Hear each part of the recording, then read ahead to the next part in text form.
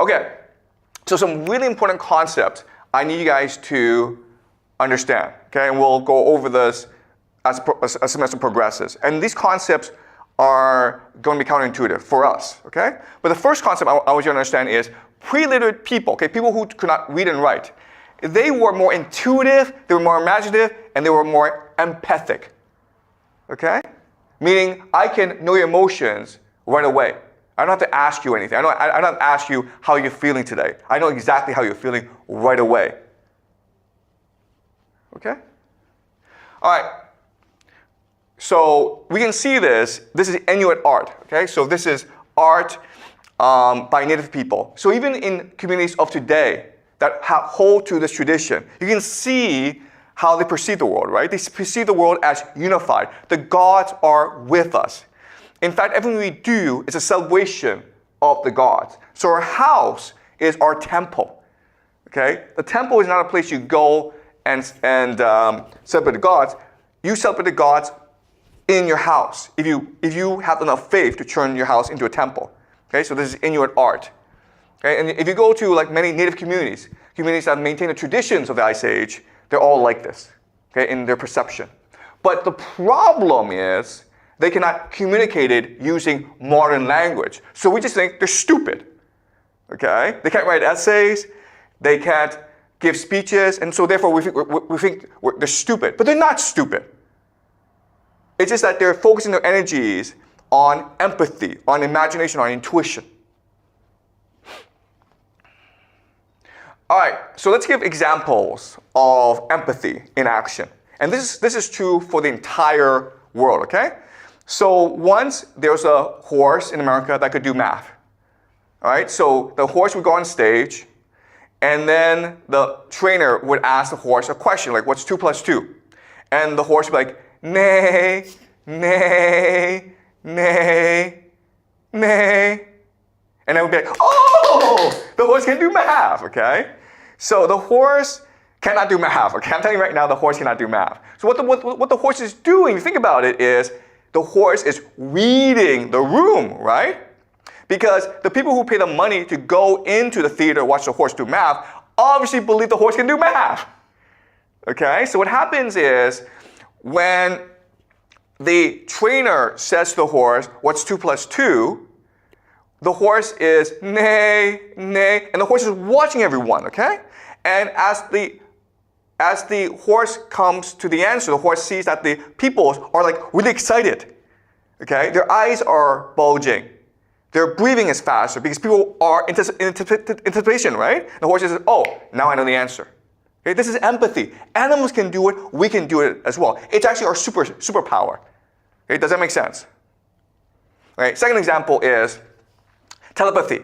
So in America right now, there's a very popular podcast called the Telepathy Tapes. You might have seen it, you may have heard of it, okay? The idea is that kids with autism are able to read the minds of their parents.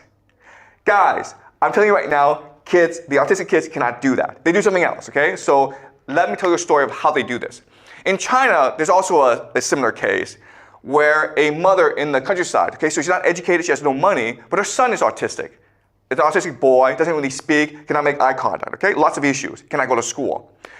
So one day, the mother contacts CCTV, the national broadcaster, and says, hey, my son can read my mind. And, you know, these are TV people, so like, okay, this will make a good documentary. So they fly all the way down to this village, this poor village, and the mother is, you know, doesn't speak great Chinese. So they have to film this process, okay? So what happens is, the boy is put into a room by himself. And then the mother is given a number, okay, like maybe 5. Then the mother goes and asks the boy, please read my mind. And the boy says, you saw the number 5. And it's pretty amazing. And of course, it's not really believable. So this documentary team spent days and days to figure out what happened, okay? Finally they brought in artificial intelligence, AI. What the AI figured out is, it's the pitch of the voice that gives the answer, okay? So the mother is saying, read my mind, okay? And the difference in the pitch, there's a different number in that pitch. But the problem is, it's so subtle that only the boy can hear the difference in pitch. We humans, ordinary humans, cannot hear the difference.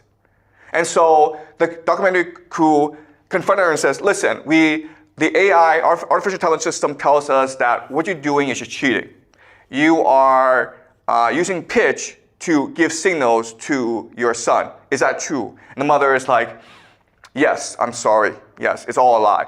We're poor. My son is autistic. I want my boy to go to school. I want my boy to get professional help. And that's why we devised a scheme in order to trick you so we can get some television coverage, and then maybe we can get some donations. Maybe some people will help us, okay? And that's why we did the scheme. And so that's it. But think about this. Think about how amazing it is that the two together were able to devise a scheme, right? Think of how amazing it is that they were able to devise a scheme that was so creative that it tricked people. Only an artificial intelligence system could figure the system out, okay? So this mother is not educated, but she loves her son, and she wants the best for her son. So she figured out what her son's special ability is, pitch. She's able to hear different sounds, and devised a scheme to make full use of the son's ability. Okay? So that tells us the power of the human imagination if we truly love someone. Okay? So they created a hidden emotional language together, which again is amazing. And it's something that you will see when two people actually love each other. They will create their own language that only they can understand. And the last example is some cooperative painting, right? So we discussed this where if I put 10 of you in a room and I give you a blank wall and I ask you to draw, the pictures you're going to create are going to be pretty amazing, okay? You're not allowed to speak, you're not allowed to cooperate, you're not allowed to plan it ahead, but I guarantee you, when the 10 of you get together and you start drawing together, you will draw a great picture. And the reason why is not because you want to draw a great picture, it's because you all want to help each other. You don't want to let each other down, okay? Because of cooperation, because of empathy, you want to be at your very best. You want to be at your creative best. That's the secret to creativity, okay? When you're able to find a purpose and meaning in other people, your creative potential will be fully released. Does that make sense? Okay? All right. So back to the horse example. If you ride a horse, one thing that you will learn over time is the horse can read your mind. Okay? And so this is a polo game. And if you watch a polo game, it's pretty amazing. Because you can't speak to the horse, right? But the horse will know exactly, instantaneously, what you want to do. If you want to turn right, the horse knows, turn right. Even before you think the thought, the horse will know. Okay? And this is why, throughout human history, warriors on horseback were the greatest warriors. They were invincible. Why? Because what happened was, basically, the man had 4 legs, okay? Because in these nomadic societies where people fought on horseback, they were born on horses and they were riding horses since they were early or since they were young, and so they developed this emotional connection with the horse. So the horse knows exactly what you think even before you think it, okay? And there are lots of examples like this. If you have a dog, you know that dogs have telepathy, right? So you go away for a week, and when we come back, the dog is waiting for you at the door. Then the dog knows you're coming back. That's the emotional connection. That's telepathy, okay? So telepathy exists, but it's an emotional connection. There's no way that I can actually read your mind, but I know how you feel, even at long distances. Okay? Does that make sense?